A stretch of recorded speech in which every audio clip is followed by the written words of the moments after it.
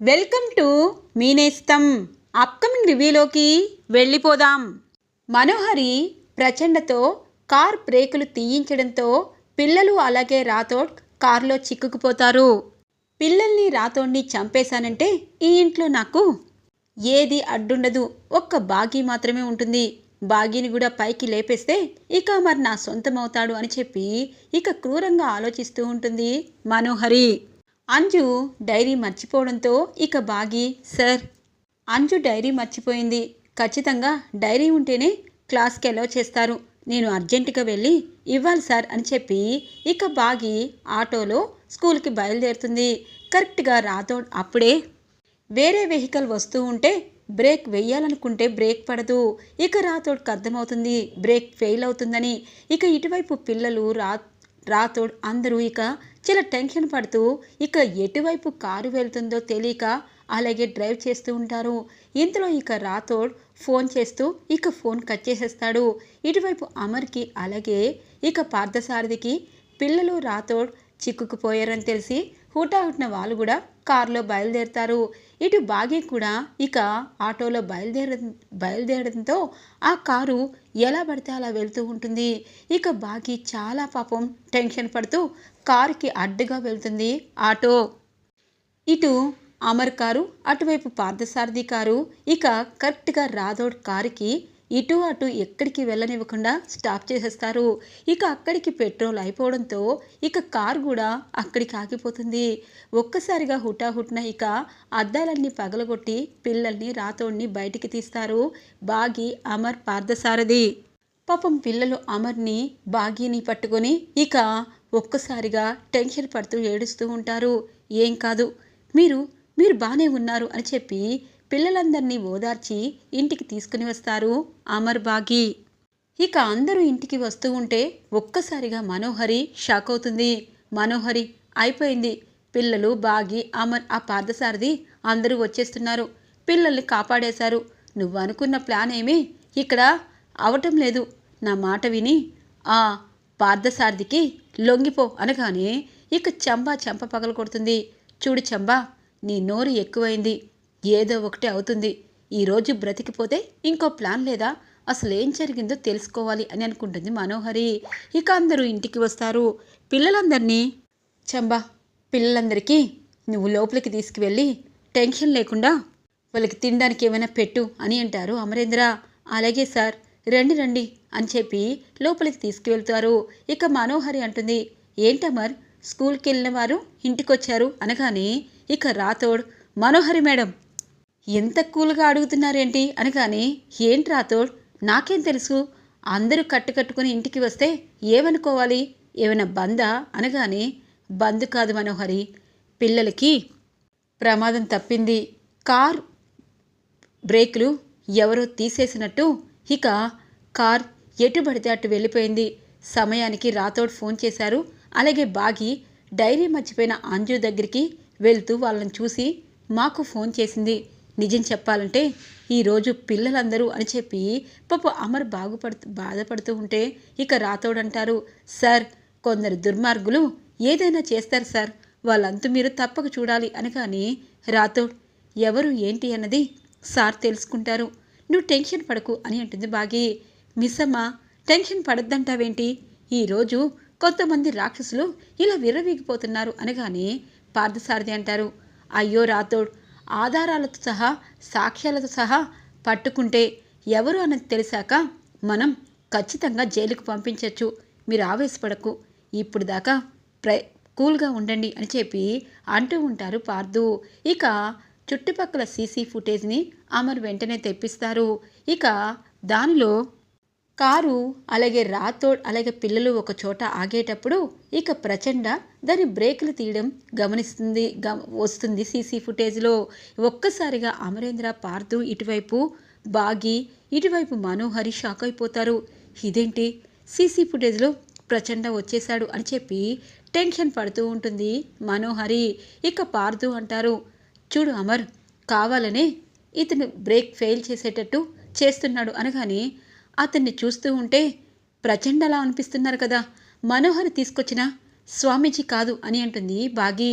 అవును, మనోహరి అతను కారు కింద బ్రేక్లు ఎందుకు ఫెయిల్ చేస్తున్నాడు అనగానే, అమర్ నాకేం తెలుసు, అతను మన ఇంటికి మంచి జరుగుతుందంటే తీసుకొచ్చాను కానీ అతను కారు కిందకెళ్ళి బ్రేకులు తీస్తాడని నేను ఎలా అనుకుంటాను, అయినా బ్రేకులు ఎందుకు తీస్తాడు, ఒకవేళ పడిపోవచ్చు కదా అనగానే, పడిపోవడానికి ఆస్కారం లేదు మను అని అంటారు పార్థు.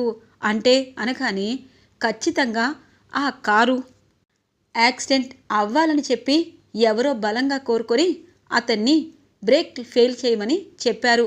అలాగే ఇప్పుడు ఈ నిమిషం అంటే రాథోడ్ పిల్లలు స్కూల్కి వెళ్ళే సమయంలో మన ఇంట్లో 3 సార్లు కాల్స్ బయటికి వెళ్ళాయి. ఆ కాల్స్ నీవే మనోహరి, ఈ యాక్సిడెంట్కి నీకు సంబంధం ఉంది కదా అని అంటారు. ఇక పార్థు ఒక్కసారిగా టెన్షన్ పడుతుంది మనోహరి. అంటే నువ్వు యాక్సిడెంట్ చేయించావా అని చెప్పి అమర్ దగ్గరికి వస్తూ ఉంటే, అయ్యో అమర్, ఆ ప్రచండ ఈ మధ్య మారిపోయాడని తెలిసింది. అలాగే ఆ రోజు నేను తీసుకొచ్చినందుకు ఇలా అతను చేస్తాడని నేను ఎందుకు అనుకుంటాను, ఏదో కారుకి నిమ్మకాయలు కట్టాలి అని చెప్తే సరేలే అన్నాను, అందుకే అతనికి ఫోన్ చేశాను అని చెప్పి అంటుంది. అదేనా జరిగింది, లేకపోతే అని అంటారు పార్థు. పార్థు గారు, ఈ ఇంట్లో ఎవరు ఉన్నా లేకపోయినా ఆ పిల్లల్ని కంటికి రెప్పలా చూసుకున్నాను. అమర్, 6 పోయాక బాగీ కూడా 5 ఏళ్ళు నీకు దూరం అయ్యాక పిల్లల్ని జాగ్రత్తగా చూసుకోలేదా, ఇంటిని జాగ్రత్తగా చూసుకోలేదా, ఈరోజు అలా యాక్సిడెంట్ అయ్యింది అంటే నాకు గుండె ముక్కలవుతుంది. ఇప్పుడు మీ ఫ్రెండు పార్థు నాపై అనుమానం చూపిస్తున్నాడు, ఇది ఎంతవరకు కరెక్ట్ అని చెప్పి మనోహరి యాక్టింగ్ చేసుకుని లోపలికి వెళ్ళిపోతుంది. ఇక బాగీకి కోపం వస్తూ ఉంటుంది. అమర్ అంటారు, పార్థు నిజం చెప్పాలంటే మనోహరి ఈ ఇంటికి వెల్విషరే, నువ్వు అలా తనని అనుమానించద్దు.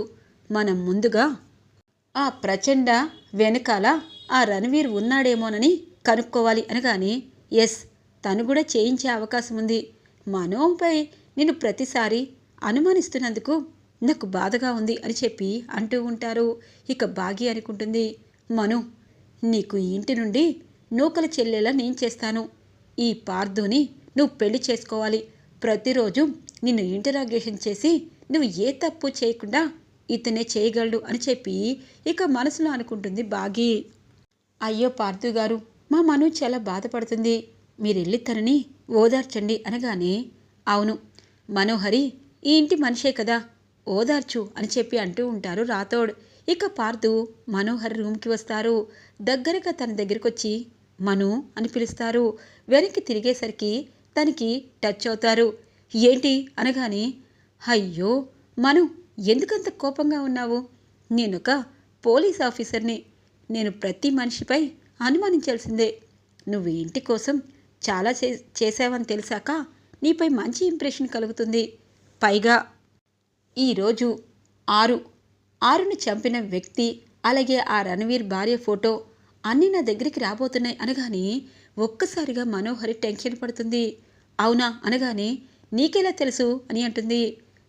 తెలియడం ఏంటి, కలకత్తాలో మా టీం వాళ్ళు వర్క్ చేస్తున్నారు. అలాగే మనోహరి రణవీర్ పెళ్ళి ఎక్కడ జరిగింది, ఎవరితో జరిగింది, అలాగే తను ఎక్కడ ఉంది ఆ భార్య, తనదేంటి అనేది పూర్తి ఇన్వెస్టిగేషన్ చేసేసాను. ఇంకా సేపట్లో నాకు ఫ్యాక్స్ రూపంలో మొత్తం వస్తుంది. అప్పుడు రణవీర్ని అరెస్ట్ చేస్తాము.